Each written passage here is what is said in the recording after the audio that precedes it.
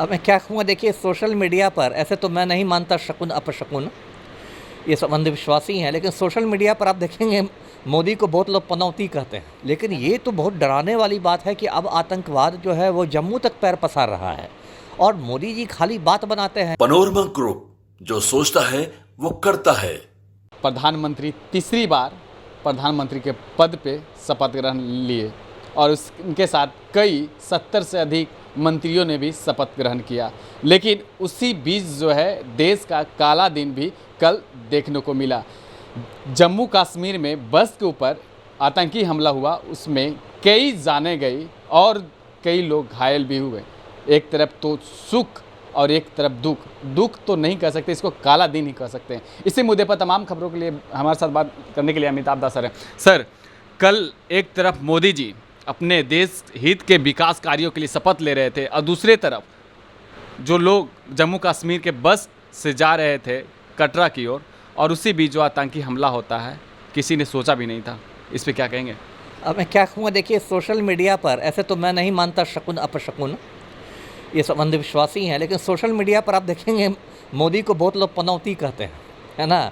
उनका कहना है कि मोदी पनौती है और थोड़ा मतलब मनहूस आदमी, अपशकुन है, जहाँ ये जाते हैं कुछ गड़बड़ हो जाता है ना। एक बार गए थे, चंद्रयान छूट रहा था तो ये इसरो के मुख्यालय में पहुँच गए, तो चंद्रयान रास्ता ही भटक गए, है ना। एक बार मोदी जी कहते हैं कि क्रिकेट मैच में चले गए, फाइनल मैच देखने के लिए स्टेडियम में, तो भारत मैच ही हार गया। तो इसे सोशल मीडिया पर लोगों ने इनका नाम पनौती रख दिया है कि ये जहाँ कुछ करेंगे तो कुछ गड़बड़ हो जाएगा। तो यदि उस दृष्टिकोण से देखें तो फिर वही पनौती वाली बात हो गई कि आप तीसरी बार शपथ ले रहे हैं और वहाँ जम्मू में आतंकी हमला हो गया, जो वैष्णो देवी के तीर्थयात्रियों पर 10 लोग मारे गए।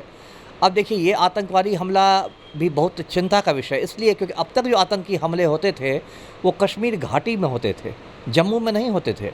जम्मू अब तक मतलब काफ़ी मिला जुला के शांत रहा है। मैंने खुद कश्मीर घाटी में ड्यूटी की हुई है।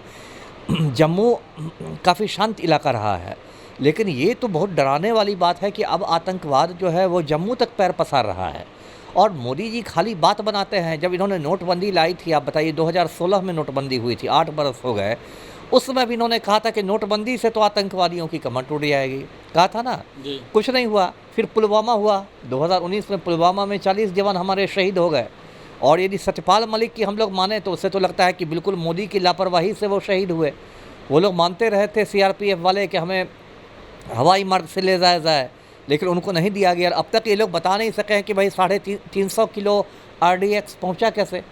एक तरफ लेकिन एक चीज़ पता चल जाता है कि 400 पार आने वाले हैं। 400 पार आने वाले, वो तो पता चले, वो तो गोदी मीडिया के मतलब इससे कुछ भी हो सकता है। लेकिन आज तक नहीं पता चला कि आप कहते हैं कि कश्मीर में इतनी सुरक्षा है कि एक परिंदा पर नहीं मार सकता और उसमें 350 किलो RDX आ जाए, विस्फोटक आ जाए और 40 जवान शहीद हो जाए, ये कम चिंता की विषय है। कोई भी दूसरा देश रहता तो गृह मंत्री को इस्तीफा दे देना चाहिए था, लेकिन यहाँ तो मेरा भारत महान है, सब कुछ चलता है। अब देखिए इसमें ये हो गया। फिर आपको याद होगा जब 2019 में ये हटा था धारा 370, आर्टिकल 370 हटाया था मोदी ने, तो उस बार भी मोदी ने कहना शुरू किया था कि अब तो आतंकवाद की कमर टूट जाएगी।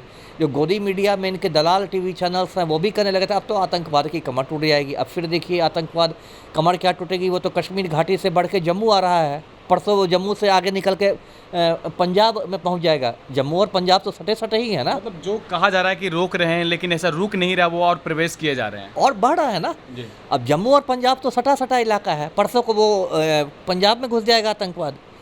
तो कहने का ये मतलब देखिए इसमें 2-3 बातें होनी चाहिए। एक तो देखिए जो राष्ट्रीय सुरक्षा सलाहकार हमारे हैं अजीत डोभाल, वो बहुत बड़े जेम्स बॉन्ड बनते हैं। गोदी मीडिया भी उनको दिखाता है कि तो जेम्स बॉन्ड के परदादा हैं। सबसे पहले तो उनको बर्खास्त किया जाना चाहिए, उनका इस्तीफा लेना चाहिए। वो IPS थे 1966 बैच के, मोदी के बहुत बड़े चमते हैं, इसलिए 10 बरस से राष्ट्रीय सुरक्षा सलाहकार बने हुए हैं अजीत डोभाल। सबसे पहले तो उनको हटाना चाहिए कि डोभाल जी आप क्या कर रहे हैं कुछ। ये बहुत बड़ा ये इंटेलिजेंस फेल्योर है, ये खुफिया पुलिस की और इस सब का बहुत बड़ा ये मतलब विफलता है कि आतंकी आ गए, उन्होंने प्लान बना लिया और आपको कुछ खबर नहीं लगी। और यहाँ मोदी जी सरकार बनाने में व्यस्त हैं और सरकार भी कैसी बनी है आप देख ही रहे हैं। ये तो मुझे लगता है कि शंकर जी की बारात ही है। भूत पिशाच को लेके आप 72 लोगों की सरकार बना दी है आपने। जिस पार्टी में एक सांसद है उससे भी मिनिस्टर हो रहा है। ये तो मोदी जी की मजबूरी दिखा रहा है ना।